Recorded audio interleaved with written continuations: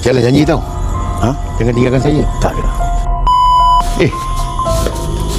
Bilik air apa jalan? Bek, ni apa ni? Tempat apa? Masuk tengok.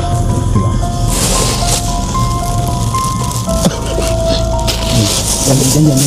Apa ni? Lihat. Memang tak ada. Kita makan dulu.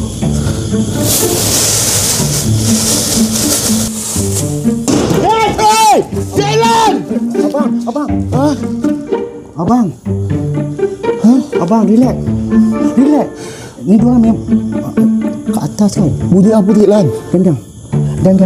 Sakit diorang. Sakit. Nanti sakit. Abang. Ni main-main lah. Jangan main-main boleh tak? Dah kopi dah. Boleh lah. Sebiji. Malaysia. Tadi bunyi kuat sangat dah. Tisu dah? Tisu tu. Nah.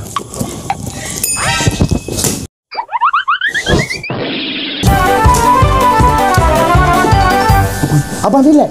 Dia Ada bunyi. apa Mana air saya mana? masuk longkang. Longkang? Abang relax sini. Tu pergi sana. Mana? Tu dalam longkang tu. Situ. Sabar lah, Cik Lan. Cepat. Sedap durian ni.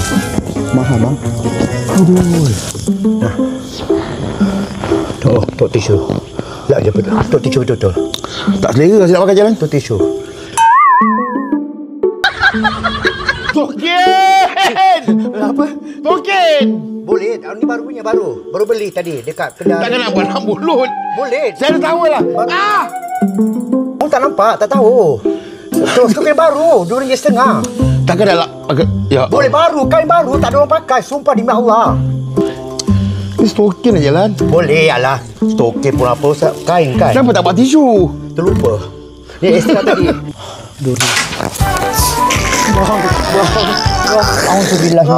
Bismillahirrahmanirrahim.